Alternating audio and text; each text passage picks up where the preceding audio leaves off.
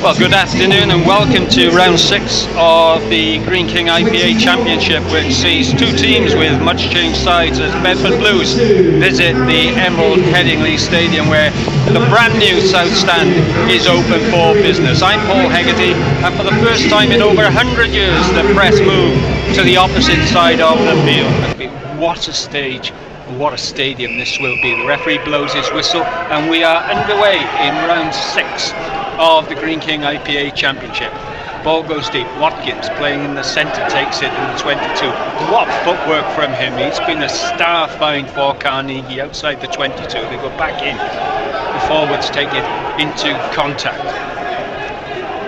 Bedford always like to play attacking rugby, and perhaps we'll see the same from Carnegie. Fox just waiting for the ball to come back, taking his time as he should do. Has he got a guard? Yes, he has.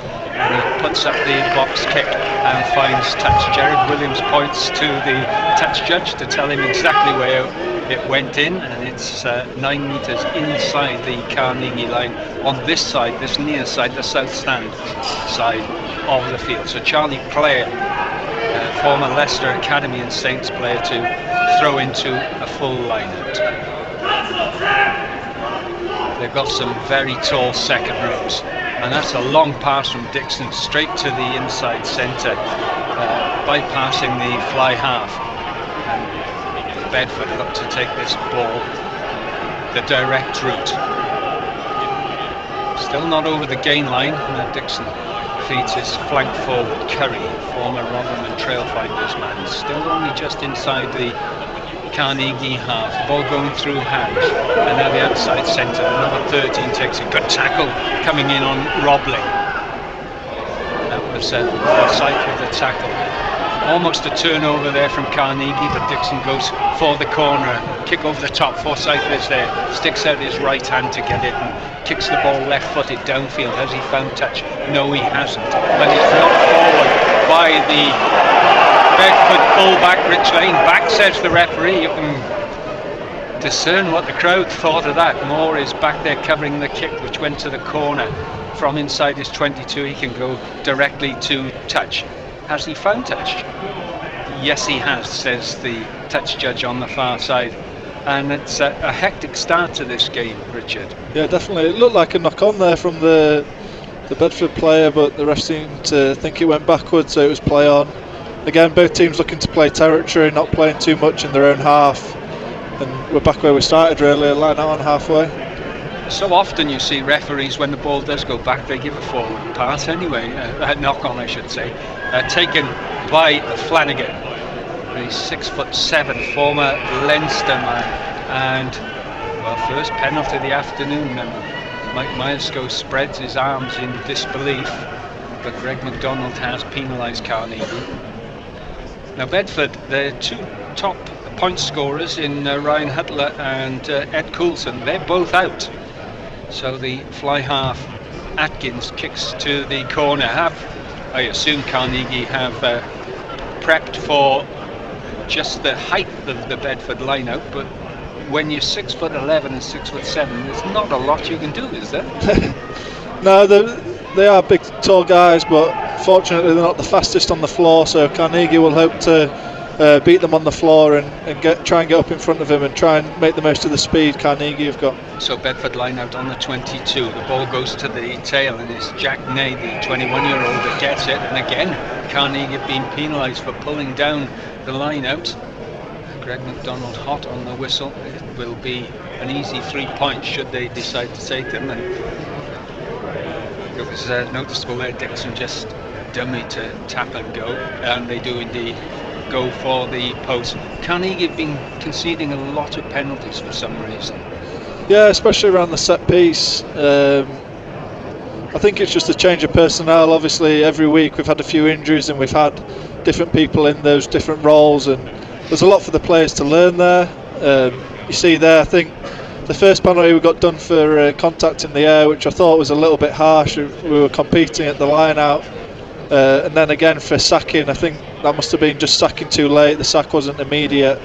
There's so many technical things there that the referees pick up on. Sometimes they don't pick up on them, so it's quite hard as a player to know when you're playing by the rules and when you're not playing by the rules, because they're so inconsistent in terms of when they're actually calling the offences. So Atkins goes for the post and is successful, and after 4 minutes Bedford Blues have an early lead here at the Emerald Headingley Stadium in round 6 of the Greene King IPA Championship. They lead by 3 points to 0. So Forsyth, given the size of these second rows, do you go long, do you go short?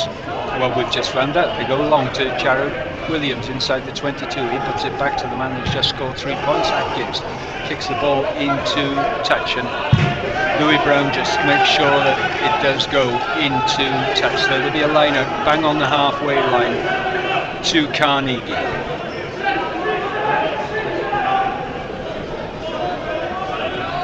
And it's the Irishman Donald that's getting a whisper there from Jenkins. Who's calling the lineouts today? Matt Smith? Matt Smith, yeah.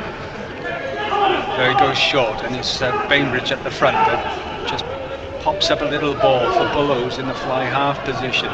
Forsyth in the inside centre to Brown. He's big, he's elusive, but he gets wrapped up there by Bedford, just inside their own half. And that's a strong run there from Carnegie.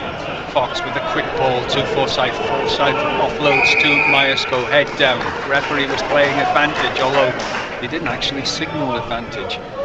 It'll be a penalty to Carnegie. He's just having a word with a Bedford player about something, and there must have been some back chat as well. Offside was the verdict from the referee, and back chat sees Carnegie advance to the Bedford 10-metre line. Yeah, I think it was offside there at the line out, which again doesn't get refereed that much. Josh Bainbridge brought it down and then popped, so it sort of halts the Bedford line speed. And there you could see they jumped the gun and they were caught offside. So often, especially last week, that wasn't called at all. So maybe it's something that the referees have been told to take a closer look at this week. So Forsyth puts the ball into touch on the far side under the skeleton of the magnificent, or what will be magnificent, new cricket stand, and taken by Smith. The drive is on from Carnegie. Bedford get bodies on the floor quickly. It's Harry Smith that gets up, and the drive is back on from Carnegie. You can hear what the crowd think of that.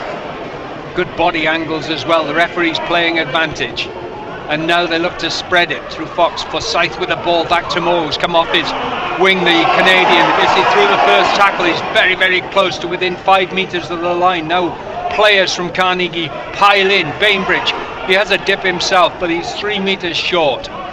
15 metres from this near touchline, coming from deep is Smith. Well met, good defensive work from Bedford. Referee, I guess, is still playing advantage. Doesn't have his arm out as well. Is he losing patience? Fox to Forsyth. Watkins with a little jink, but can't get the ball out wide. There's 2-on-1 here, and Moore is up to the line. He just couldn't swivel, and the referee blows his whistle. It will be a penalty to Carnegie. Great work from the Carnegie forwards. Yeah, definitely, and I think that's an improvement they've been looking to make over the last couple of weeks. It was a real weapon for us last season, and just this season we haven't quite got it going. They'll be desperate to get this over from 5 metres out now. Well, that's the voice of Richard Beck, out injured with a shoulder injury, and Forsyth pops that ball to within 5 metres of the Bedford line on the far side, far corner of the field. So Donovan throws to a full liner, taken by Tem, who's held high, and now they come to ground and look to drive. Donovan joins it as well, but it's been crabbed sideways. Fox has the ball, he releases it to Forsyth. Forsyth with a pop ball to Watkins, tried to find a gap, he wasn't held, and off he goes again. And the referee is... well, the referee is saying he was held, which I think was a little harsh, but he was playing advantage. It'll be another penalty to Carnegie. And I don't know how you feel about this, Richard, but this nonsense of giving players a number of warnings before yellow carding them, if they're doing wrong, get them off the field straight away, because you know that potentially stopped Carnegie scoring a try. Yeah, definitely, but as we saw at the last home game, if you yellow card someone straight away, the game can turn into 3 or 4 yellow cards. So So a penalty that was kicked to the lineup, and again it's Dan Tem that takes it, and good driving from Carnegie. They're within 5 metres of the line. Bedford shoving everybody in, coming in from the side as well. The referee lets that go. It's crabbing a little bit, but Carnegie still have the ball. Fox, if he took this, could go on his own. They go across the line, they've got it down. Try to Carnegie in the 10th minute, and we're not sure who's got it. Josh Bainbridge, I think. Well, that's his specialist art, to score from close range. But Carnegie, with the conversion to cup, lead by 5 points to 3. Yeah, really good by Carnegie there. As I say, that's something we pride ourselves on, is our driving maul, and we had 3 opportunities there, got 2 penalties, and then finally got over for the try. Really patient. Bedford added a lot of weight to that. They're quite a big pack, but yeah, showed a lot of patience and great drive. Well, we'll see on the big screen if they repeat this who it was that got it. Your money's on Josh Bainbridge, I think. Bainbridge, yeah, he's greedy. He's like usually that, clinging on at the back, yeah. Well, the consequence of not having Brendan Cope or Pete Lucock in the team is that Chris Elder is taking the conversion from the far side. Not the best side for a right-footed kicker. Wearing number 11, not his usual jersey, but he struck it well. And he struck it through the uprights. And Carnegie lead by 7 points to 3. Yeah, great kick by Chris there. I can't imagine that he's done well. I can't remember the last game that he actually kicked in. So good first strike, that'll give him loads of confidence. So I think Josh Bainbridge is the man that's been credited. You knew. So the restart. Oh, it's a poor throw from Elder to Forsyth, and Forsyth does rescue it and gets the ball off the park. It goes into touch on the Carnegie 10-metre line. A little bit of a mix-up there. Restarts and getting your exits right, so important, especially after you've scored. Yeah, I'm not sure. Chris, I think he threw it between 2 people there, but it's a great clear up by Andy Forsyth there. Put it on his left boot, got us 40 metres downfield. Really good kick. So line up to Bedford, and it just goes through the hands of the big number 5, Flanagan. So Carnegie. Forsyth just thought he saw a gap, but it's closed down immediately by Jack Ney, the 21-year-old. Carnegie on their own 10-metre line. A little pop ball there from Smith to Donnellan. No, Fox to Jenkins. Jenkins gets rid of it to Tem. Tem sees a gap. He's clear. This'll be a try if he finds Fox. Fox finds him. Oh, but he's caught. He should have gone wide, and he came back into the tackle. So 10 metres out. Carnegie through the hands. Again, a 3-on-1. Why didn't the ball go wide?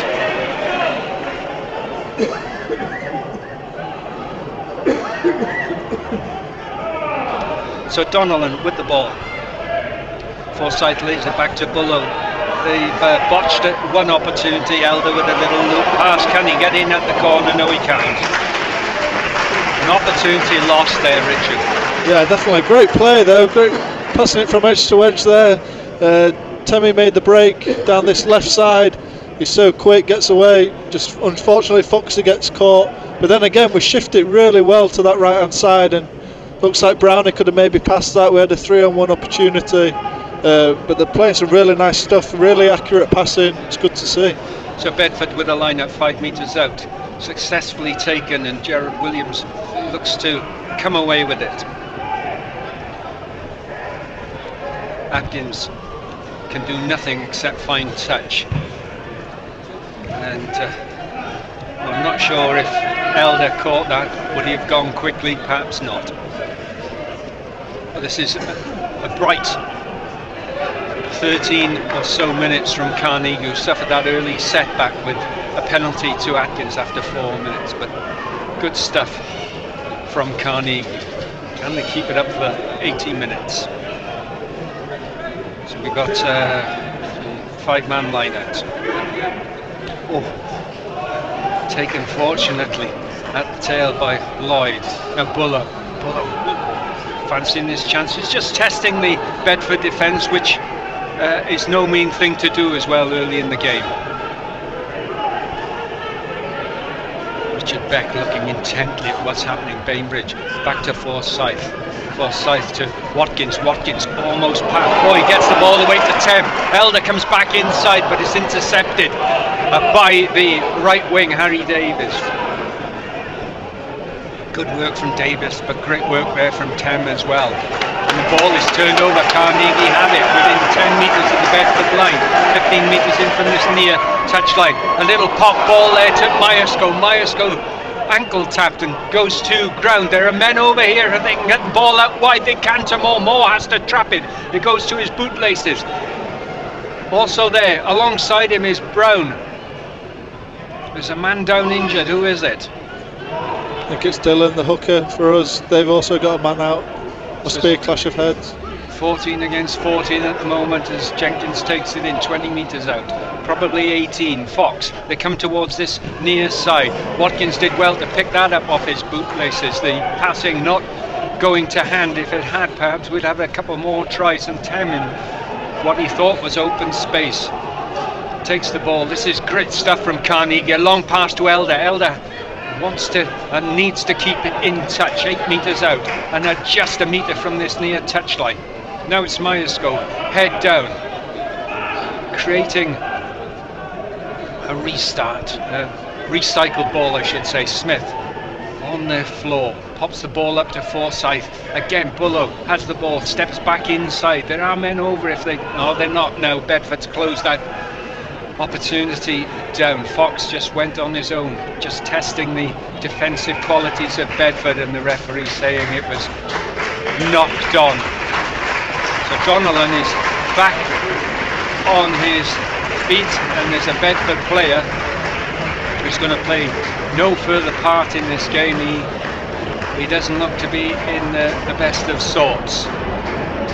And Hugh Worthington comes on, so I'm not sure if that is Flanagan or Carrick Smith that's coming off. I think it may well be Flanagan, but can't tell from this position. That was great play by Carnegie there, I think, as well.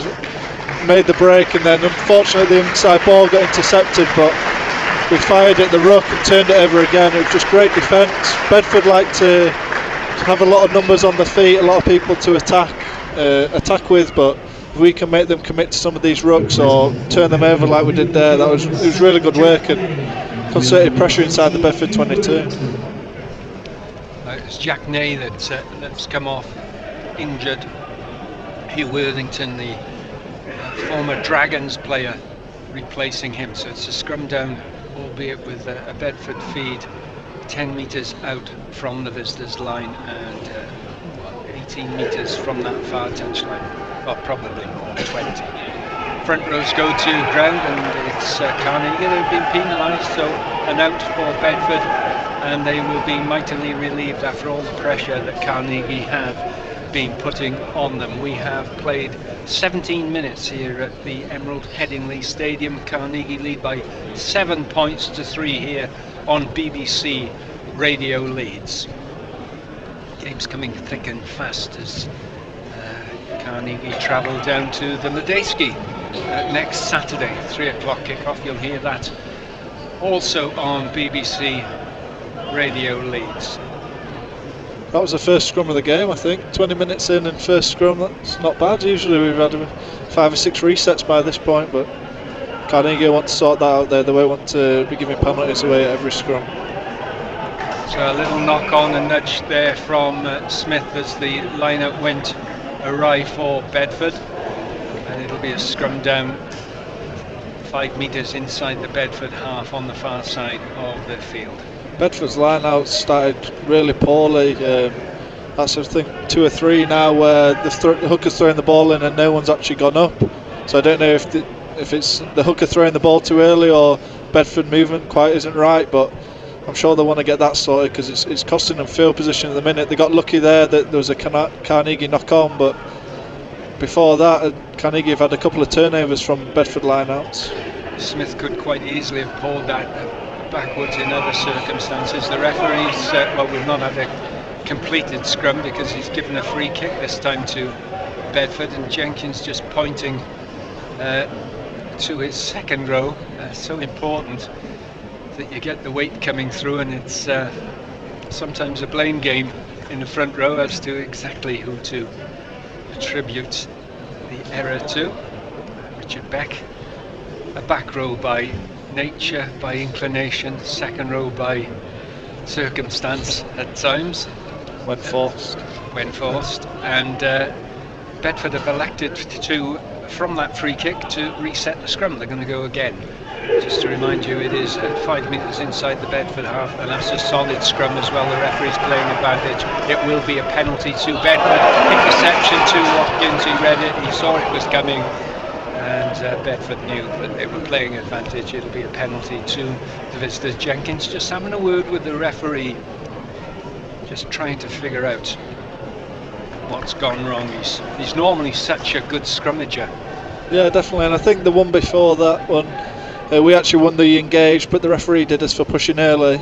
And then that one, Bedford won the engage and just kept it moving forward, and the ball came in. There was no stationary point, so maybe he's a little bit frustrated in that, and it's not getting refereed the same, but it's definitely an area that we need to sort out. So that penalty was kicked to touch on the far side, just a nudge inside the Carnegie 22. Atmosphere and noise in this stand really comes through. What an arena this is, and with a full house I can imagine it's just boiling. Taken by Flanagan. Bedford look to maul Carnegie. Tem is very upright. They come back and have another bite at stopping the flow from Bedford. Bainbridge puts his shoulder to the wheel, but they've managed to spin round and they've made a 5 metre gain. Williams is there as well at their helm. Where is the ball though? It's not coming out. Surely the referee will blow his whistle. He does, and it's going to be, is he given a penalty to Carnegie? I think it's a scrum just for the maul there. I think we must have held up the maul, which is frustrate Bedford, because they definitely got that one moving forward. They had it going 5-10 metres forward, but I think we must have held it up, and it's our scrum. So good play by the Carnegie forwards. Jenkins, the physios came on to give some attention to Rowan Jenkins, but they just shooed them away, and it will be a scrum down. I think that's probably a message from Steve Bowden that's given to the physio, and then the physio's run on and told him, and I don't think Rowan will be too happy with it. I think that's probably what's happened there rather than an injury. All the intricacies and the shenanigans. Scrum time, I was watching some of the Premiership games, and for the neutral, for the person who's come to rugby for the first time, they will wonder what on earth is happening at scrum time. It's such a technical art, pushing before, not taking the bind, hinging, and we've got an example in front of us, because this time it's Carnegie's turn to earn the penalty, and Forsyth has the ball in hand in the centre of the field, kicks it into touch, content as he should be just to get the ball off the field. Didn't go for length, and 4 metres inside the Carnegie half, the ball crosses the whitewash on the far side of the field. Yeah, I think probably to the uneducated eye it just looks like 16 fat blokes pushing against each other, but I can promise you there's a lot more detail that goes into that. Lots of people would argue with it, but the line-out is run cleanly. Buller with a pass to Brown. Brown just spills the ball forward. The referee has his whistle in his hand, and it was a forward pass, and it should never have been really, but there we are.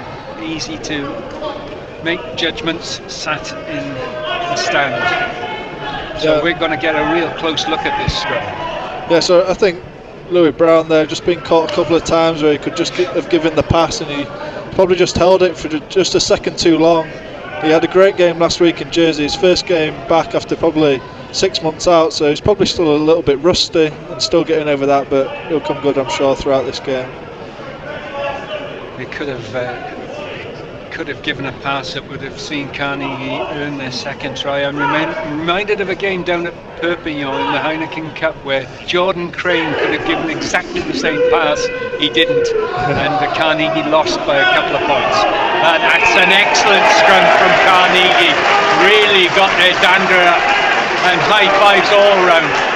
Foster getting congratulated as well, and the penalty's given but quickly taken. Tam throws a ball there. Buller was alert and he takes the ball on the bounce just inside the Carnegie half, goes out wide. Forsyth takes it into contact, can't bring him down, needs support over the halfway line but only just. Fox to Tem, he's seen a lot of the ball, seen a few gaps in front of him as well, but not this time. Jared Williams brings him down. Buller has to stretch for it, feeds the ball to the second row Smith on this near side of the field. Now they go to the right hand side. Donnellan, well, if he was injured, he's fully recovered now. That was a good run, but only just inside the Bedford half. Watkins, fancy footwork, back to where they started.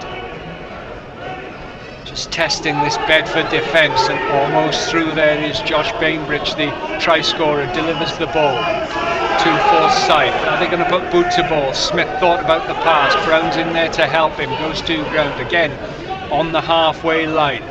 We have played 20, we're in the 25th minute. Carnegie lead by 7 points to 3. Could have been a lot more. Tem again is the ball carrier, the captain, the Kiwi, playing as a captain should. Fox to Forsyth. Forsyth shipping it to Bullough. Bullough to Brown. Brown, such an elusive and strong runner. Again up to the halfway line. Moore is in to clear the ball out. Carnegie testing this Bedford defence. Could do with a chip over the top, but it's not going to happen this time because the ball carrier is Rowan Jenkins. Deep is Richard Lane, the fullback, waiting for the ball, and he's going to get it as well just outside their 22 as Forsyth went aerial. And then we just prod it back downfield over the head of Watkins. Watkins just sauntering back. He could have stopped that from going into touch. Can't really understand why he was so lackadaisical. Yeah, looks quite tired, George. It's a new position for him. Usually as a winger, probably playing 13 today. He's probably a bit more fatigued than he would be usually. But you'd like to see a little bit more urgency from him there, especially because this can be a difficult spot to get out of 10 metres from your line. Bedford will put a lot of pressure on this line out. Maybe a quick throw or a bit more urgency there would have been useful. I think Andrew Foster is down, getting some attention in centre field, so the line out will have to wait a moment. But this is a much better performance from Carnegie. Yeah, miles better, and I think we're actually playing some really nice rugby. We're shifting the ball really well. We had a good attack there around halfway. Decided we weren't going anywhere, and Fozzie put the kick over, which was a really smart decision. You don't want to be turning the ball over in midfield. Yeah, we're playing some really nice stuff, and I think the last few scrums as well, we've turned around, we've got some decisions there, and we're starting to put some pressure on their set piece, which is exactly what we want to do.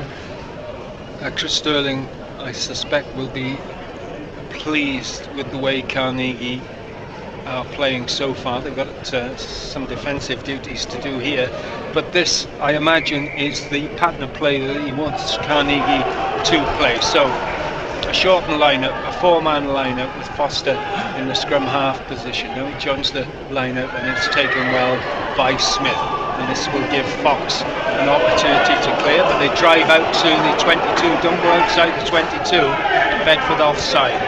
So Fox will have a chance, left-footed to kick to touch, almost charged down under an awful lot of pressure. The guard wasn't there, and it should have been, and it now means that Bedford have a line out just outside the Carnegie 22, so a little mistake. They just have to reorganise themselves. And it's tough there where Will Carrick-Smith puts himself in that guard position. As you say, 6'11", is an absolute giant, so actually kicking it over him is real tough. And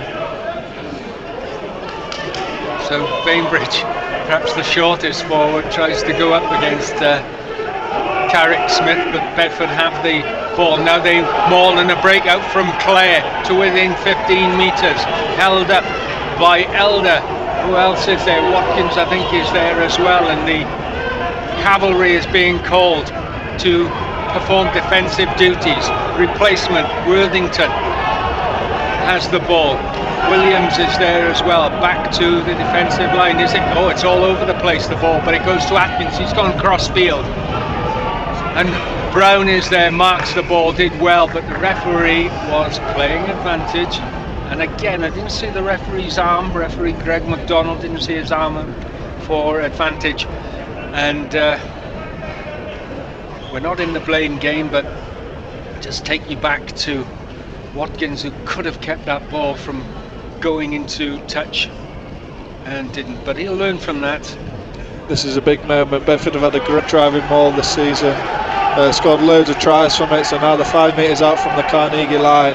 This is a massive moment in the game where the Carnegie can keep them out there. 29 minutes played in round 6 of the Greene King IPA Championship. Carnegie lead through a Bainbridge try converted by Elder in response to Atkins' penalty for the visitors after 4 minutes. So 5 metre line out, as Richard Beck was saying, and Tim almost got his hands to it, but Bedford have it. Now they drive to the line. Williams has it, a couple of metres short, just swivels. Now they go again, they're up to the line. The referee is having a good look at this. They haven't crossed. Tim is there, got his big mitts on the ball. Can he prevent Bedford from going again? They do go again. And now they're over the line, and they have scored their first try of the afternoon. And I think it may well be Jared Williams who crosses for Bedford's first score. We're not sure who's got it. We will wait and see. But it's either Jared Williams or it is Ollie Curry. We will wait and see, but half hour played and Bedford are back in front. They lead by a point with the conversion to come, and it's Atkins with the kicking duties. Just to the right hand side of the uprights, just inside the 22, so this should be an easy 2 points, and the balance of play has certainly been with Carnegie. They'll be disappointed to be behind on the scoreboard. Yeah, definitely, and I think they did a good job at stopping the driving maul there.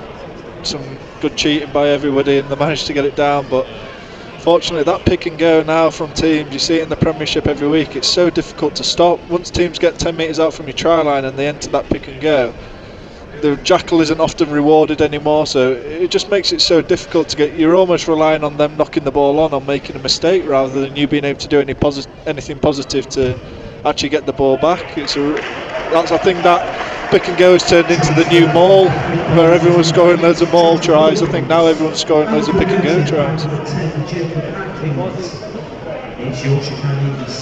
It was indeed Jared Williams that scored the try converted by Atkins, and Bedford lead by 10 points to 7. 31 minutes played, and it's the try scorer that receives the kick-off in his 22. Atkins tries to find touch, he doesn't, he finds Brown, who sets off over the halfway line, up to the 10 metre line, not afraid to take the contact, is the fullback. Oh, and a bad pass there from Tem to Bainbridge, who knocks the ball, well, backwards, says the referee. A strange decision, but one that Carnegie will take as Maesco takes the ball into contact. Now Bainbridge just dummied the pass and took the contact in centre field. Fox just tries to dig this ball out, can't take the scrum half back into the rack, and Tem takes the pass there from Watkins on the Bedford 10 metre line. A little dummy from the second row. Smith not held, he goes again. Play on, says the referee. Bedford surely offside. And Jenkins takes it almost through a hole. Williams was the man that took him down. Needs to come to the right hand side, and quick hands. Donaldson had players behind him, didn't quite see them. Did the hooker, and Forsyth pop ball to Watkins. Watkins seen a lot of the ball as well in centre field. One of my favourite players, Richard Jonathan Davis, was always one for a little kick over the top or a grubber. Now Forsyth almost saw the gap, but was it knocked backwards from a Bedford hand? Knocked forward, says the referee, and that is another aspect of rugby, the stripping in the tackle. So often it's given as a knock on when in fact it isn't. It's the defender just stripping the ball and knocking it back himself. Yeah, definitely. I think it's something, because as we mentioned earlier, the Jackals coming less and less, the less penalties being given for that in the game. I think defences are now having to look for other ways to get the ball back, and the strip, the one-on-one strip, or if you can get a second defender in there to attack the ball, is becoming more of a thing. And you just saw there, Andy Forsyth made a little half break, just tried to reach over, get the offload away, but Bedford got a hand in there and just prevented it. Well, Dylan Donnellan is getting attention yet again. He doesn't look to be in the best of health, and I think this time it is a genuine injury and not, or the instructions will have come on anyway. Yeah, I think usually one of the physios goes to the injured players and the other one goes to speak to the forwards. That's what usually happens. And how much influence do those messages have in a game? They can make some difference. So maybe if it's something a little bit technical, so they might have said to Rowan or one of the, Andy Foster about something technical that they could do differently with the scrum here, but I don't know, sometimes it's hard to take all the messages on board when you're in the middle of a game, and it can be hard to put them into practice. Yes, there's a lot of coaches that just say keep it simple, which at the end of the day is probably the right thing anyway. So it's a scrum. Bedford put in Dixon to feed this 8 metres from this near touchline, and that's a really strong Bedford shove, and they've got the penalty coming, the playing advantage. Atkins throws a long ball out there to the outside centre. Roblin, now they go down and they kick the ball ahead. Just could have made a bit more of it there, Bedford. So it'll be a throw into Carnegie when they could have taken the penalty. Advantage over there, but the referee stands to be quite kind to Carnegie there. Bedford got the penalty at the scrum, advantage, and then shifted it wide and kicked it, and he's called that advantage over, which seems a little bit harsh, but Carnegie still need to exit. They're still in the 22, they'll still need to get out of this area and get further upfield. Well, we had a similar situation at the last home game. Do you remember when Carnegie had advantage and the referee didn't play it? So a line out to Carnegie on the 22 on the far side. Oh, and it's plucked out of the air by Flanagan. So Bedford have the ball, the referee has his arm out. It's going to be a penalty to the visitors, and the balance of play just swinging back to the men from Bedford. Carnegie will be annoyed at themselves if Atkinson goes for the post and gets 3 points, and indeed that's exactly what they're going to do. From just outside the 22, correct side for the right-footed kicker, because on balance I think Carnegie's had most of the play. Yeah, I'm really surprised by that decision as well, especially as I mentioned earlier in the past weeks. Bedford's maul has been going really well. They've scored loads of tries from it, and that seemed like a perfect opportunity. They could kick to the corner, they could get really close within 5 metres of the Carnegie line and have a really good dig and possibly score a try there, but they've chosen to go for the kick. Probably Carnegie forwards will be happy with that and won't have to defend another maul. Well, we're in the 37th minute. Bedford lead by just 3 points. Can they double their advantage? Certainly Atkins is taking his time. Just a little stutter on his back lift. Oh, and that's a bad miss. That's a bad miss. And it remains Carnegie 7, Bedford 10. So 3 minutes of normal time. We haven't had too many stoppages. Forsyth is about to drop out and it'll land on the halfway line. Williams takes it. A little juggle, but takes the ball into contact. The man from West Wales, Clare, takes it. Now it's Bedford that look to spread the ball wide. A little pass that just pops up to the prolific scorer Adamson on the far side. Haven't seen too much of him, thankfully. Bedford going the direct route, and Dixon is taken there by Donnell, and good work from the Carnegie hooker, but still just delays the pass to the 3/4. Bedford looking to finish this half with a flourish, but they're only just inside the Carnegie half in centre field. And good work there from Myerscough tells the referee he was trying to roll away. Bedford through their 3/4 again, looked a forward pass on the far side from Worthington, play on now, and Carnegie have the ball. Fox throws out a long pass to Brown. Is he going to kick long, or is he going to have a run out? No, he isn't. He kicks long. Goes into the Bedford 22. Atkins just telling his winger he's putting up the bomb, but that's too far, and Fox is underneath it. Takes it well and knocks the ball on. Knocks the ball on. He's bitterly disappointed with himself. We used to be able to see by the flags on the top of this old south stand what the strength of the wind is. It's a bit nippy here today, but it is a dry day in West Yorkshire, and Fox, well, his forwards won't be thanking him, that's for sure. No. Good defence though from Carnegie there. I think Bedford kept the ball for quite a few phases and didn't really go anywhere, and then eventually on the far side, couldn't see who it was, but I don't know if that was another ball strip, but Carnegie turned the ball over, and it was a good kick by Louis Brown, ate up a lot of territory.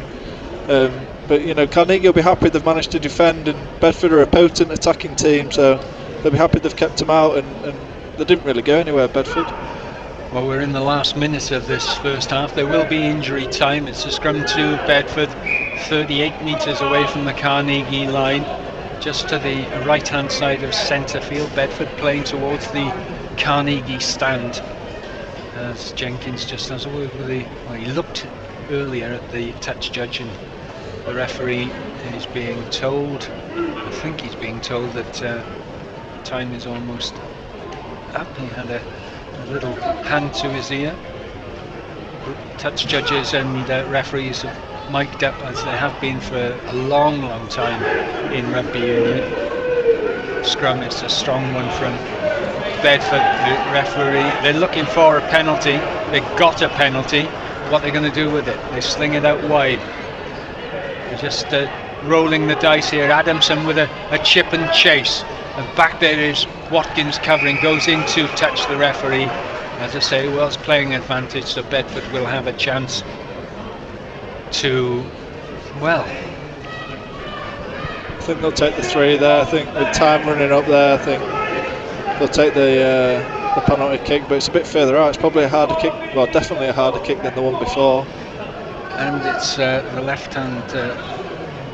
right hand side of the field for a right-footed kicker, not the side that he would have preferred, but Richard Beck was quite right. We are in 40 plus 1 minute, and from 36 metres with the angles, and it's only a slight angle, it's 38 metres. So Atkins with he's got a strange little routine that he goes through. He just arches his back. Oh, there we go again. There we are. Once, twice, 3 times, and then a little stutter. And this time it does go through the post. Bedford have doubled their advantage. They lead by 13 points to 7, and Carnegie will be annoyed with themselves. So Forsyth, there's still time to restart. Again goes long. Williams takes it, and it's the fly half that has it, but just comes off the side of his boot. The referee blows his whistle, and that is half time. Chris Sterling, I think, will probably just say you need to be a bit more accurate, Carnegie. Yeah, I think it's the scrum more than anything. I think we just need to sort the scrum out. And we saw early doors we won a couple of penalties, but Bedford have definitely got on top towards the end of that first half. And it just gives you so much field position. You just see there they can just make their way up the field without actually having to do anything. So that'll be a massive focus for Carnegie at half-time. They've got to get parity at the scrum, or we were after dominance, but at the moment parity will do, because it's costing us bigger gains in territory. So half-time here at the Emerald Headingley Stadium. That was the voice of Richard Beck, and just to remind you that it's a try apiece. Bainbridge for Carnegie after 10 minutes, Williams after 30 in between, Atkins with a conversion and 2 penalties. Half-time here. Join us in 10 minutes time. Carnegie trail by 7 points to 13.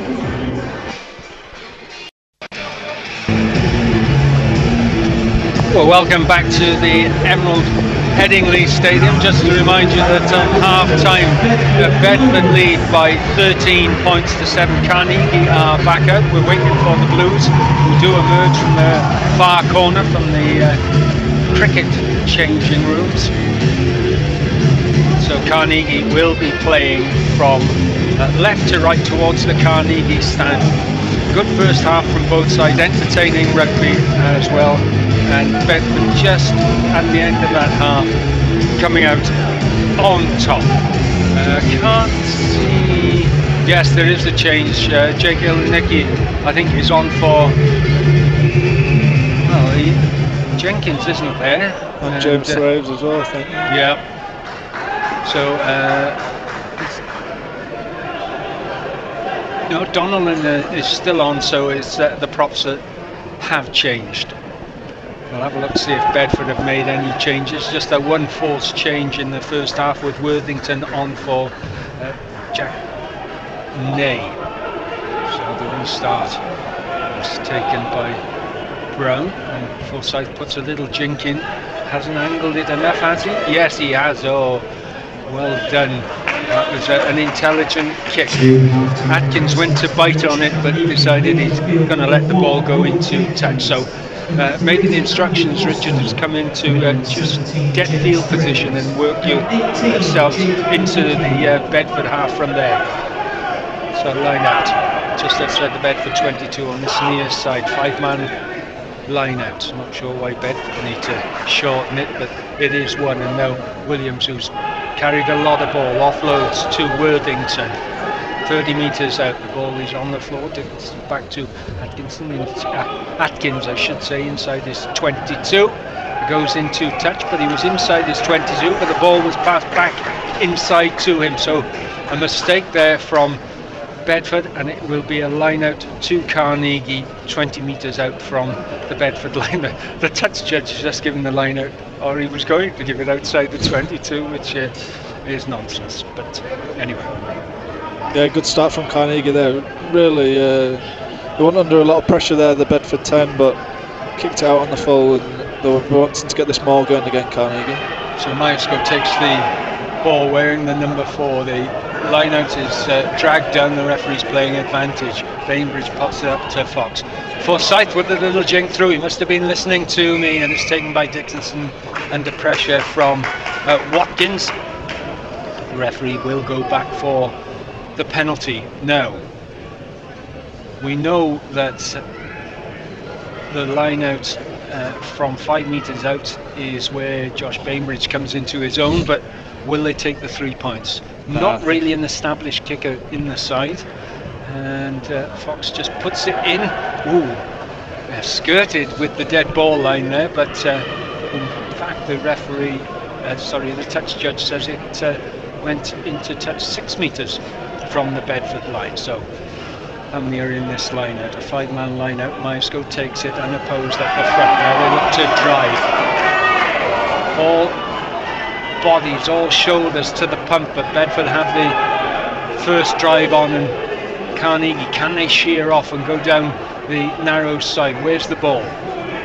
It's still with Carnegie. Now Fox to Bullow, who's the dummy runner. Forsyth to Elder, who comes into the line, shrugs off 1, 2, 3 tackles to within 6 metres of the line in centre field. Donnellan is the bridge, and Maesco's going to pick it up. Tem is waiting for it, but he's not going to get it this time. The assists Myerscough, a little pick and go from Carnegie, just 3 metres from the Bedford line. Can they start this second half? They're over the line. Have they managed to get it down? No. It's going to have to be recycled. They come in and desperately try to get that ball back. Penalty conceded by Bedford. I think it might be held up. I don't know if... No, you're right. Held up. Held up. And I think it may have been Flanagan who was underneath it. No, I'm giving Flanagan the credit. It was McCarthy that was underneath it, preventing the ball from being grounded. Good work. Under severe pressure there from Carnegie.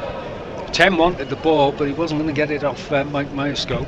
No, it was good carry by Mike as well, and they got into some really effective pick and go there, the Carnegie forwards, and got some good go forward. This is a big moment as well. New scrum, new front row on, see if there's any difference here. So scrum 5 metres out, just in front of the right hand upright, and Carnegie have split 3 backs to the ball. Where's the ball? Have they lost it? Yes, they have. Williams picks up at 8. It went round 180 degrees and Bedford come away with the ball. Still 10 metres away from their own try line. And Dixon just fanning his players to come around the corner. Good defensive work from Carnegie. They may have lost the scrum, but they're not going to give Bedford an easy out. Dixon with... Well, he was going to take the box kick, but Atkins, under pressure, fires it to the fullback Brown on the Bedford 10-metre line. Looks to throw a pass there, but goes for the gap. Quickly closed down, 35 metres out. Fox to Bainbridge. Bainbridge with a show and go as well. Bedford are over the ball. Are they going to release it? No, they're not. But play on, says the referee. Smith again is the ball carrier on that far side of the field, 35 metres out, and now it's Thraves. Everybody says he's got such an engine on him. Forsyth through the 3/4 line and Moore off his wing looking for work. Support coming in from Tristan Lloyd. The Canadian Milnicki takes the ball into contact, testing the Bedford defence. A little forward pass there, surely to Thraves. Play on though, says the referee. Did you see it? Carnegie off the hook. Watkins again, dancing feet from him. He could be on Strictly. He's that good. Pressure from Carnegie, but resolute defence from Bedford, who lead by 13 points to 7.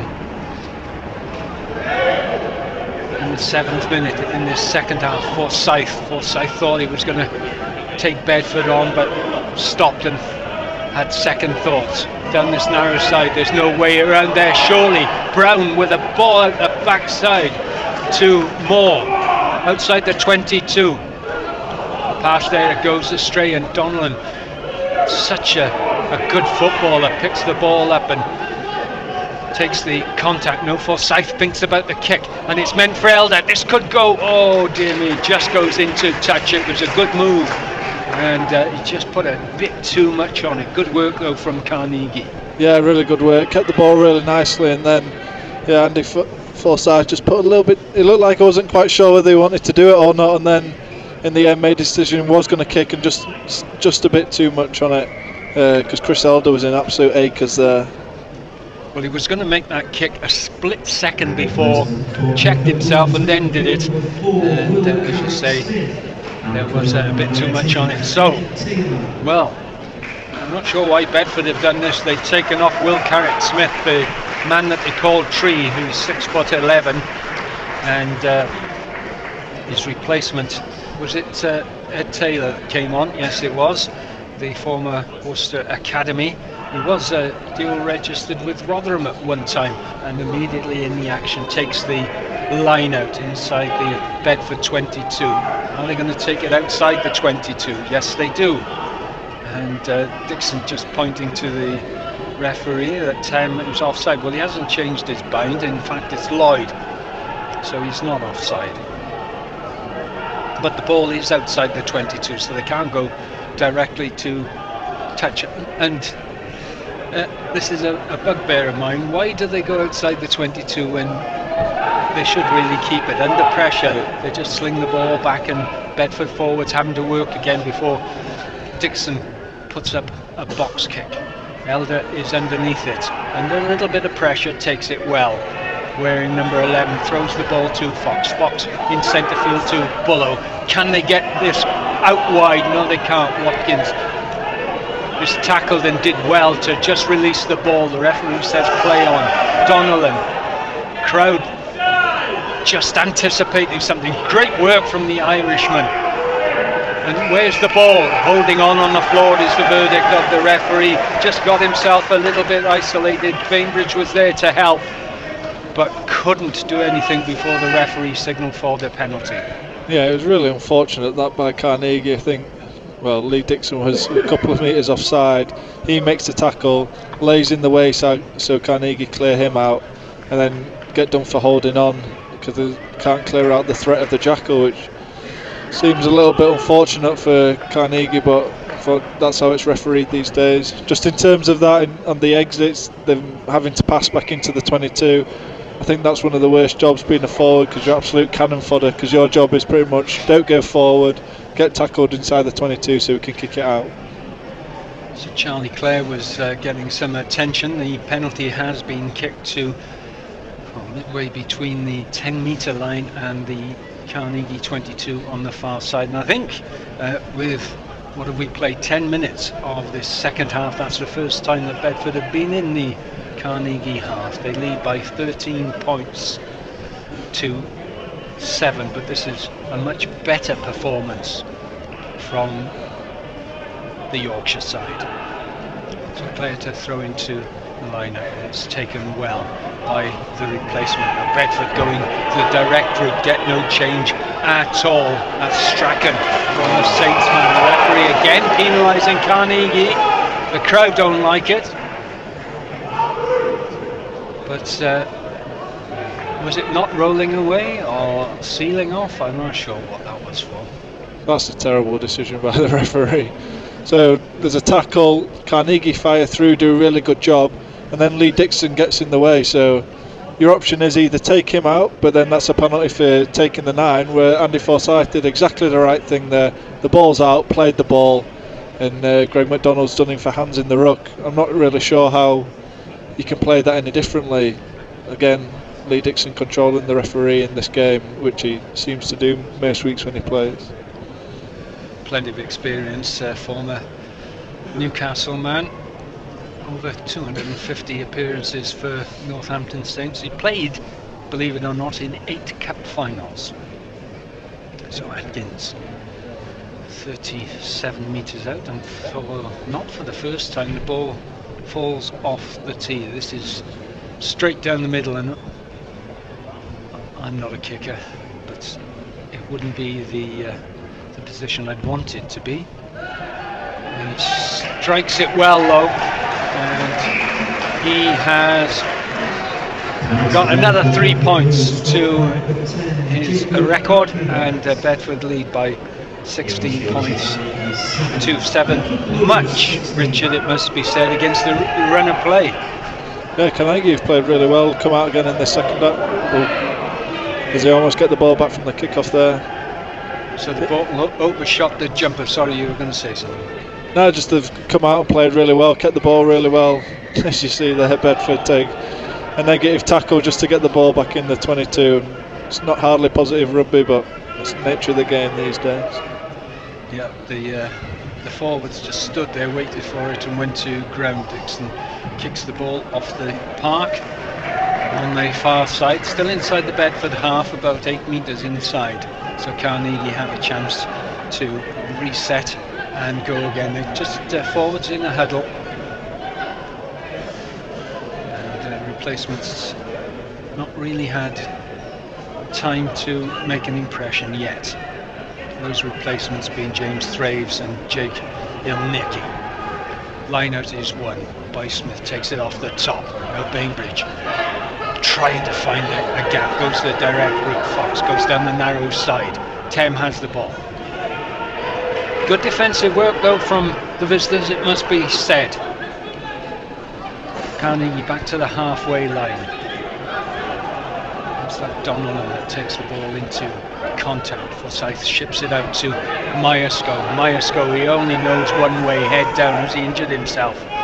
He's getting up very gingerly, and Moore has the ball down the wing, offloads to Fox. Fox may well be caught just short, 8 metres short. Good work from Moore, found the scrum half inside him, and again Carnegie have been penalised. Hands on the floor, there's a Bedford player way offside, but it is a penalty against Carnegie.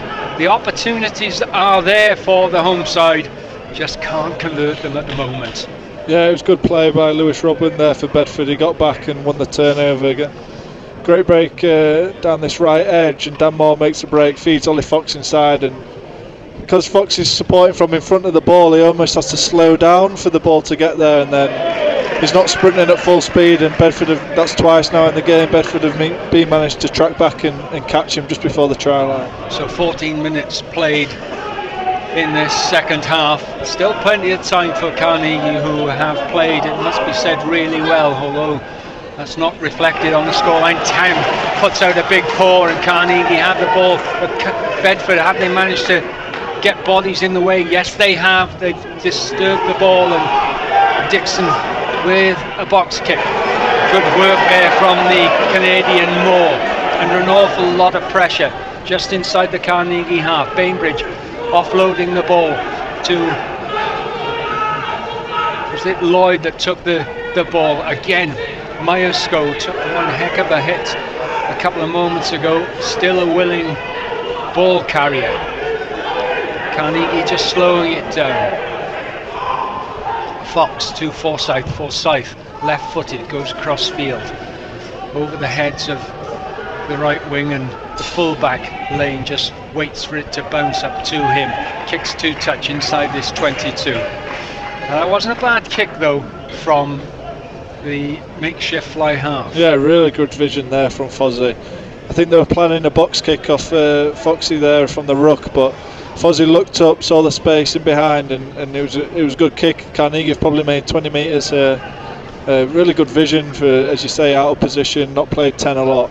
I think he's having a great game there. He's really keeping Carnegie moving and playing field position when he needs to. He's certainly grown into this role. So line out to Carnegie on the far side, just near the 10-metre line of Bedford. Bullow to Forsyth. Forsyth to Watkins. Watkins again. Good line speed from Bedford. Made sure that Watkins had to go straight rather than pass the ball out. No, Forsyth to Myerscough. He's going to have some bumps and bruises at the end of this game. Donnellan lays the ball back on halfway. Forsyth again takes the contact. He's through. He needs support. Watkins was just held back. Watkins gets it. Will he make his way to the line? Yes! What a try! What a try! Brilliant, brilliant work from Carnegie.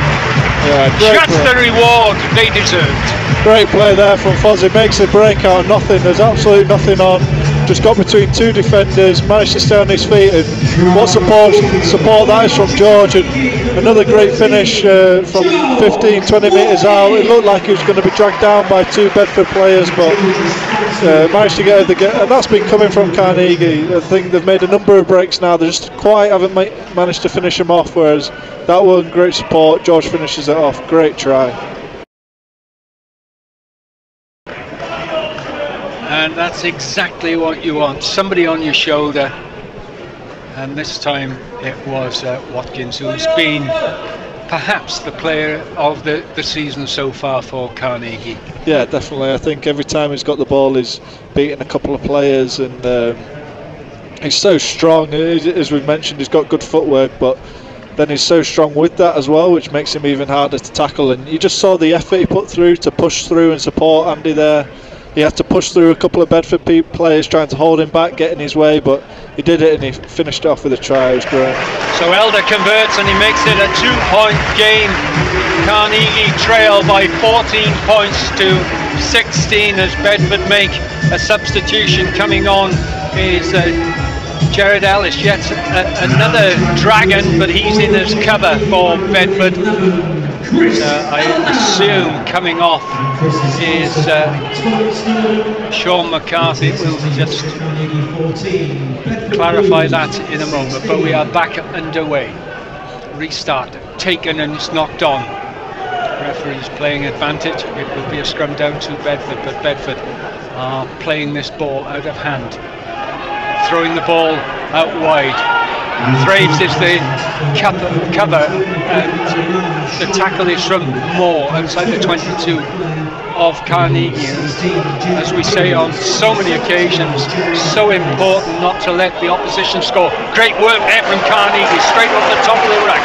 It's Lloyd that takes it, but he wasn't the man that forced the turnover. Bainbridge plays scrum half to Forsyth back into the 22, and it's a kick there from Brown. Angled kick, doesn't go into touch. In fact, it spins back infield. Bedford have the ball through their full-back lane. Lane just fancies a run as well. High tackle coming in, and the referee penalised it. It was one of those. It wasn't. If this isn't too double Dutch, it wasn't a harsh high tackle. No, they're the trick. I think they called the seatbelt tackle, has become a popular name for them, but when someone's running away from you like that, it's such a hard tackle to make because you can't go low because they're running away from you. They'll just step out of it, they'll keep going. And then at any upper body sort of tackle, you end up sliding up. It's not dangerous. You're not going to cause them any harm, but it is around the shoulders, it is around the neck. You see that given. There must be one every game this weekend. It's given so often. And I know we're trying to keep high tackles out of the game, but tackles like that, it's not going to cause any damage, and there's really no other way of bringing somebody down when they're running away from you like that. So I think Carnegie going to make a substitution. Will Britton is coming on. I wonder if it's Mike Myersko going off. We shall see. Yeah, it looks like Mike. He's running to Mike. He doesn't want to come off. And there will be a change at scrum half. Brazilia is coming on. JB. Jean-Baptiste Brazilia comes on. Welshman for Ollie Fox, who's had a good half as well. But let's just talk about that turnover, because Bedford were light at the breakdown. Carnegie saw it and just drove through.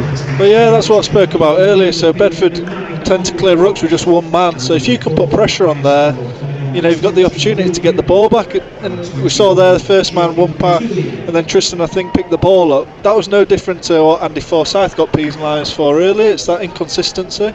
Just a great shift there from Mike as he came off. He's only been back. He's had 6 months out. He's only just come back. I think last week was his first game. And you've seen today, he carries and then he lays on the floor for 5 seconds to get his breath back, and you think, oh, that's him. He's injured, he's off. And then he gets up and he makes another great carry. He's an unbelievable guy. He's been struggling all week with injury, but he's as tough as they come, definitely. Well, always gets you on the front foot. Elliot Ward has come on. I didn't see Smith go off, but he must have. And the lineup from Bedford is hotly contested by Carnegie, but the ball is with Penny, I think. This is a real good contest, but the referee is saying holding on. Who knows? It's a penalty anyway to Bedford. Carnegie seemed to do a really good job there at the maul. It definitely got Bedford going backwards, but the referee didn't like it. And I'm not sure if it was penalised for in the side, but you see here Bedford earlier in the first half they went for points here, whereas this time they're going for the corner. So Carnegie will really need to front up here. Still 18.5 minutes remaining of normal time. So what are they? 12 metres out. They take a funny one to the front. Carnegie caught napping there. Didn't even have to jump Bedford for the ball. Bodies pile in. Brasilia pulling out forwards to just go to the point of attack, and dancing feet from Strachan, from the Saints man, still 12 metres out. Carnegie holding the player up. What's the referee going to do? Is he going to blow his whistle? He's got his whistle to his lips, but Bedford going forward. Have they got the ball to ground? No, they haven't. It'll be a scrum to Carnegie. Good work. That's outstanding from Carnegie. They had a Bedford had a go at a driving line out. Carnegie forwards absolutely killed that, barreled them onto the floor. Outstanding work. They pass it out from that, and then Andy Forsyth, and I'm not sure if it was Tristan again, but managed to hold him up and force the turnover, and that is outstanding defence from Carnegie. So Carnegie, who have they used? Thraves, Ilnicki, Ward, Britton, Brasilia. There's only Charlie Gibbons and Harry Davey left on the bench for the home side. Now it's going to be interesting to see what they can do with this scrum. Quick ball in, quick ball out, surely is what's wanted. The referee is going to get this reset. As a Bedford, surely, maybe a little bit biased here, but pushing before the ball came in. I think Daniel Thames gone off as well. I think he had a bit of a clash of heads in there. Wonder if he's gone for a HIA. So Tristan moves to number 8. A position I think he played quite a bit for Leeds Beckett, so he'll be fine there. Hopefully Tammy passes and he can come back on for us. I think you're right, Richard. It may well be an HIA because Dave Baldwin there, the team manager, was talking to one of the officials. So we'll see if the Kiwi comes back on. He'll certainly want to come back on. Penalty won by Carnegie. Just see there the Bedford replacement loose head. I think it's Jacob Fields. Just goes to floor. Just went straight to floor, and it's another thing we spoke about last home game. I'm not really sure why coaches bring the props off when they're doing such a good job, because now Bedford really had the ascendancy in the scrum before. We're marching Carnegie backwards and make these changes, and now Carnegie are on top. It seems a bit strange to let us back into the game in that area, but Carnegie will be happy and they'll take it. I agree with you 100%. Why bring a prop? There's nothing in this world that says a prop can't do 80 minutes. And when you're warmed up and you're in the fight, you bring somebody on that's cold and needs a second wind. Well, anyway, they do it. The line-out is taken by Ward on the Carnegie 10-metre line. Now they drive. The referee's playing advantage. It'll be a penalty to Carnegie, and if they've any sense, they'll just stop play and take it.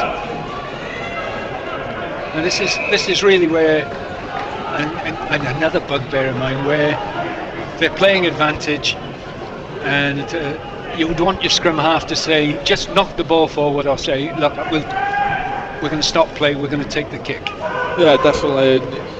Or look to do something expansive while you've got the opportunity, while you've got the advantage. But that's just been a great 5 minutes from Carnegie. I'd say, although we haven't scored, it's probably our best 5 minutes of the season. We were under a lot of pressure in our half, 10 metres out from our line. We do a good job at the line out, turnover, penalty from the scrum, penalty from the line out drive, and now suddenly we're 40 metres out from Bedford's line.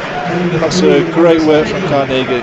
So a couple of changes. Will Hooley comes on, the man who hit the post last season. Were you playing in that game? Yeah, I was playing. Yeah. Holding your breath. And is it Ben Cooper, who's he's as wide as he's tall? Yeah, he hasn't missed many dinners, I don't think, Ben Cooper. Hasn't. And former London Welshman comes on, so he will certainly have an impact in the front row. But Bedford have won that line out, and now they look to spread the ball wide, and if they can get it wide, there is a hint of an overlap here. Moore trying to get to Adamson.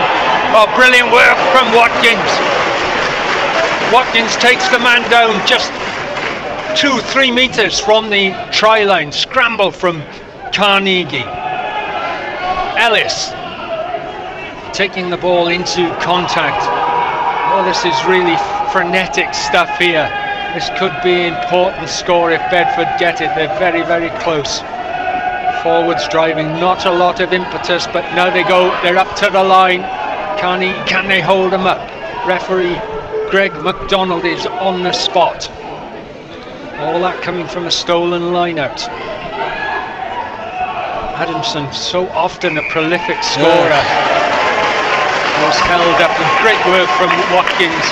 The referee blows his whistle. It'll be a scrum down put into Carnegie, and this is a really entertaining game of rugby. So often we see Watkins in attack, and with fancy footwork, but to come back and what was a try-saving tackle from the number 13, a real turn of pace. Yeah, I think that was all my fault, but the old commentators cursed by saying how well Carnegie were doing, and then they turn over the line out, and now they're defending on the line. But as you say, great work from George there, getting back, great tackle, and then great work from the forwards to keep him out and force a knock on. But again, Carnegie need to be further up the field, but they're exiting off their own line. Well, Watkins who plays for free kick. So a chance for Carnegie to escape. Who's going to take the kick? Will it be Elder? Will it be Forsyth? It's the scrum half, Brazilian.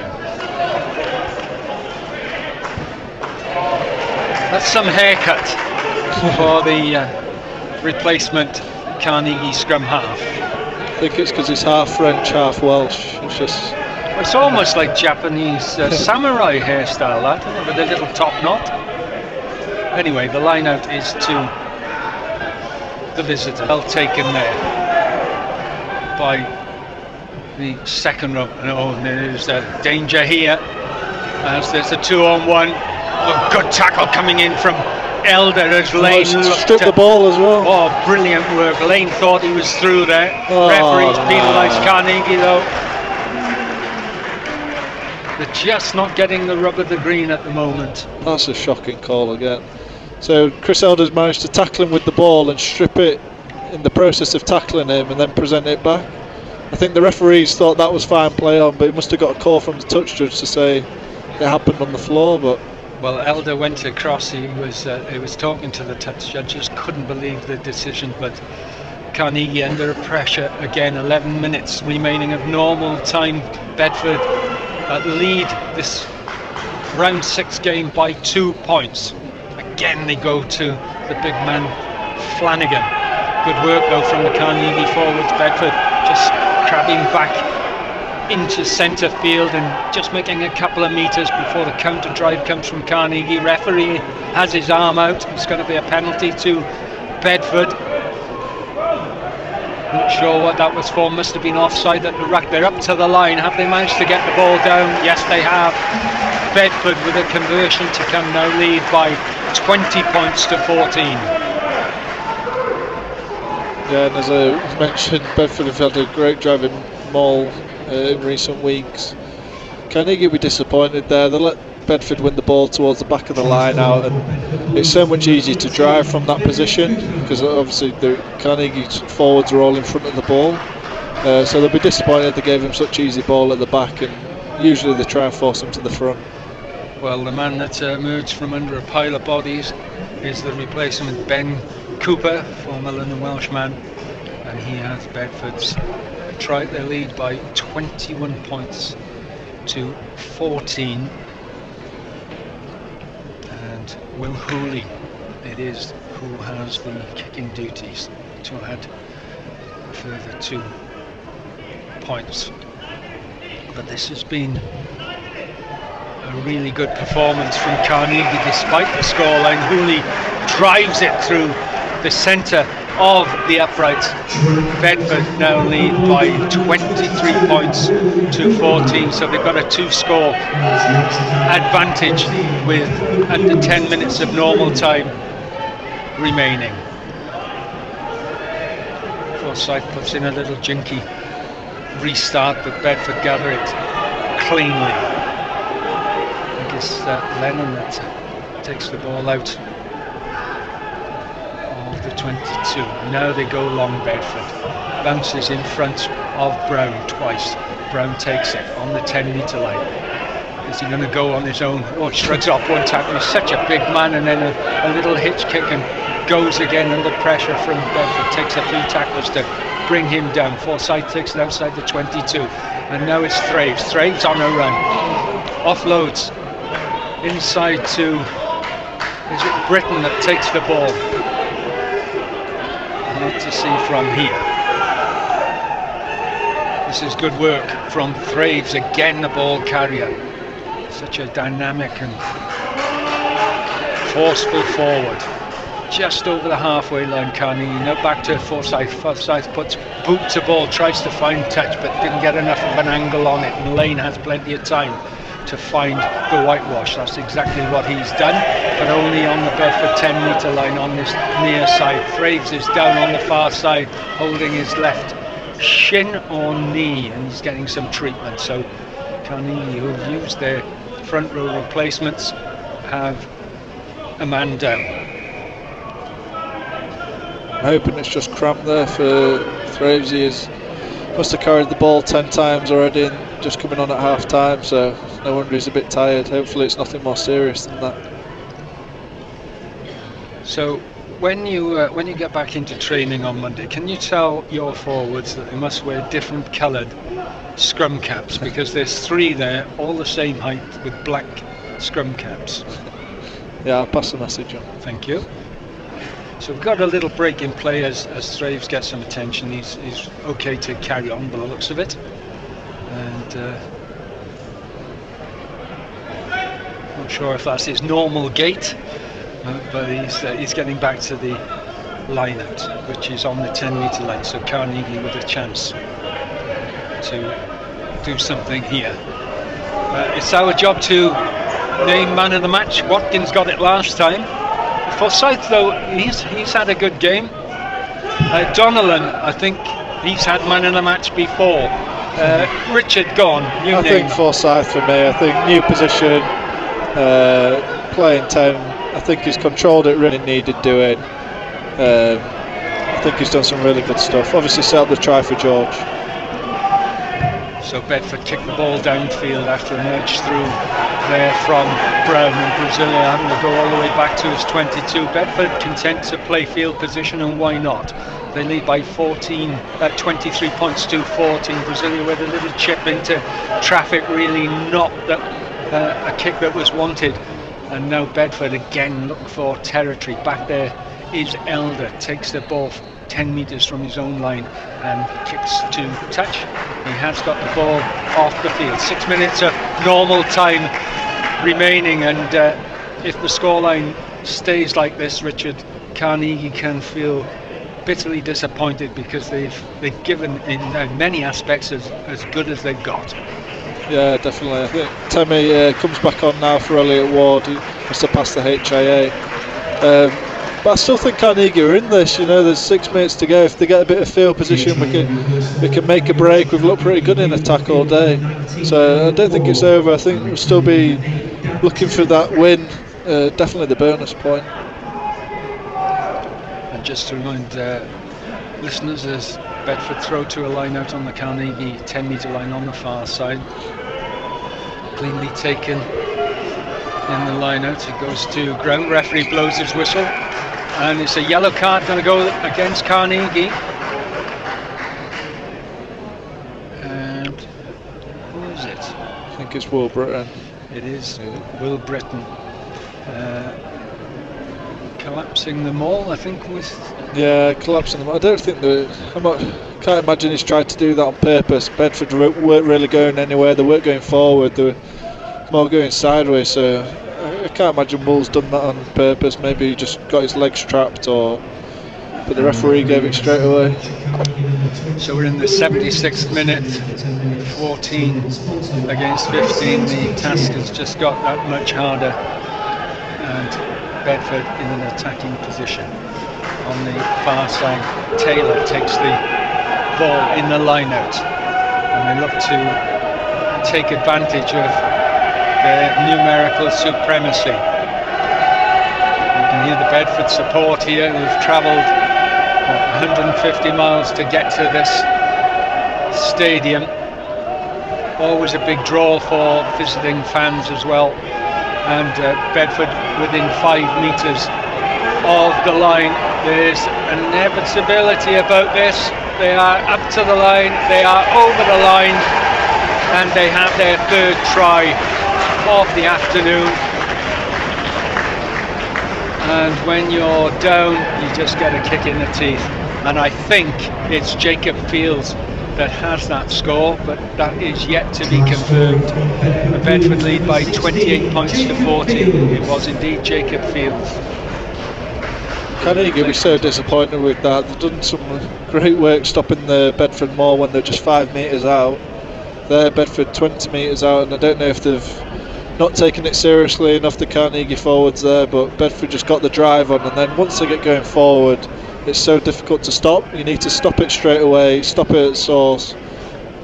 Once they started rolling forward, it became too difficult for Carnegie to stop. Carnegie at the moment will need 2 converted tries to draw level, but that doesn't take into account Will Hooley, who's about to have a go at converting this try. As again, far side of the field, not ideal for the left-footed kicker, as Charlie Gibbons is about to come on with just under 3 minutes of normal time. There will be a bit of injury time, but not an awful lot. Bedford have taken their chances. Yeah, definitely, yeah, and I think that's probably where he's missed, so Carnegie's still in this, but yeah, I think Bedford have definitely taken the chances with the forwards, whereas Carnegie, they've made a number of line breaks but just haven't quite managed to finish them off, and that could probably prove costly today. So it remains 28 points to 14 to Bedford, and Gerard Williams, who's had a good game, takes the restart inside the 22, comes 5 metres outside it. And probably, you would I don't know if I'm being harsh here, but Bedford's game management has just been a little bit better than Carnegie. Yeah, it probably has. Yeah, they've played the corners well, especially within the past 10 minutes when they've been ahead. You know, they've done some smart kicks to the corner and made Carnegie exit, which you don't really want to do when you're chasing the game.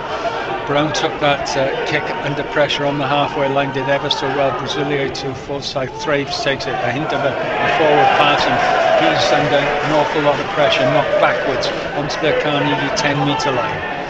Now Forsyth on the right-hand side of the field, gets it to Elder just checks his run, comes back in looking for support. A one-handed little pass there, almost as if he's passing a cricket ball.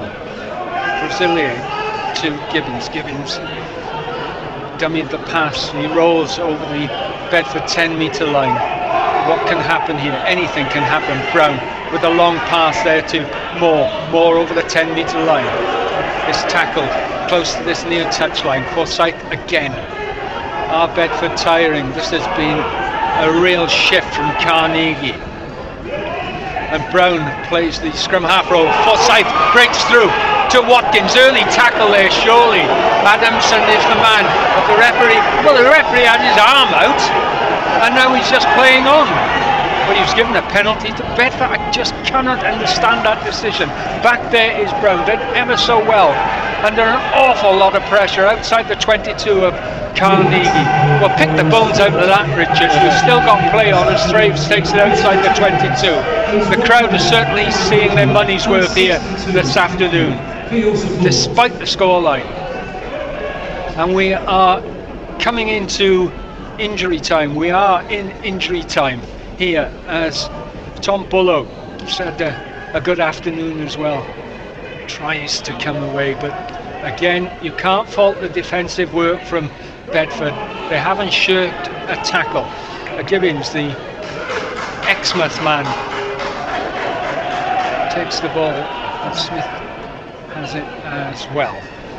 Oh, Bainbridge with dancing feet himself, and he's not willing to give up on this game. Playing till the final minute. Thraves throws the ball back to Forsyth. There is a gap there if they can take advantage. Bullock offloads there to Tem. Well, what a turn of pace from the number 8, and he's still going. A lateral run. He's going to go all the way. Oh, brilliant work from Dan Tem. What a score. Great try there. Showed his pace. I think we spoke about it last week. He's so sharp and turned the iron inside out there and finished it off. That was a lovely. I'm not sure if we've got enough time here. The Carnegie lads are walking back. Have we got enough time for a restart, or that might be it? But Carnegie will definitely walk away from here with a bonus point. Carnegie forwards are definitely going back, so maybe there is enough time. Well, that was the 81st minute that Dan Tem scored that try. I reckon we might have a restart There's a lot of space out there as well. Bedford definitely getting tired. The forwards are some big spaces out there. Carnegie could have a good dig here off this exit and put them under a lot of pressure again. Carnegie scored 3 tries, and importantly, Elder's conversion brings it to 28-21. So if it stays like this, you will get a losing bonus point. Well, he's given the try to Elder. I don't know if that was just a conversion. Oh, that was just a conversion. But Bedford just walking up to the kick-off, as you would do if you were winning in their position. But referee looking at his watch. Well, we saw a fantastic comeback yesterday from the All Blacks and from Australia in the Rugby Championship, in the English Championship. What can Carnegie do? Well, Moore's going to have a dig as well. Needs some support outside the 22. They're going to give it everything here, Carnegie. Bainbridge has it. Flicks it back to Forsyth. Forsyth with a little hitch kick. Can't get through the first line of the Bedford tacklers. They're going to give it everything here, Carnegie. Yeah, we're going to have a grandstand finish, whatever happens. They're offside. Miles offside. Still 35 metres out from their own try line. Bullough flicks a long pass there to Brown. Brown beats the first one. Inside to Bullough. Bullough, one-handed, picks up the ball with his right paw. Now Thraves. They're giving it absolutely everything. Nobody at all can criticise Carnegie. A little pop pass there to Lloyd, and the ball goes forward. It's kicked outfield for Bedford, and it only goes into the hands of Elder. Elder dancing laterally across the halfway line, looking for somebody to feed off. That's shocking by Bedford there. They win the turnover. Someone just tries to fly hack it out. There can't be much time left. We're in the 4th minute of injury time. Thraves almost through a gap. Moore is there, making sure the ball comes back to Brasilia. Forsyth to Gibbons. Gibbons takes 2 to bring him down inside the Bedford half. Forsyth lays the ball back to the dancing feeder. Watkins past 1, past 2, can't get the ball away. 10 was outside him. Brasilia to Brown. Brown into traffic. The ball is knocked backwards. Referee blows his whistle. Is there time for a scrum? It's knocked forward from a Bedford hand. No! He blows his whistle for full time. I always think that's a criminal thing to do when the opposition are the ones that make the mistake, but it is full time. We've seen an absolutely belting game of rugby here, but unfortunately it is defeat for Carnegie.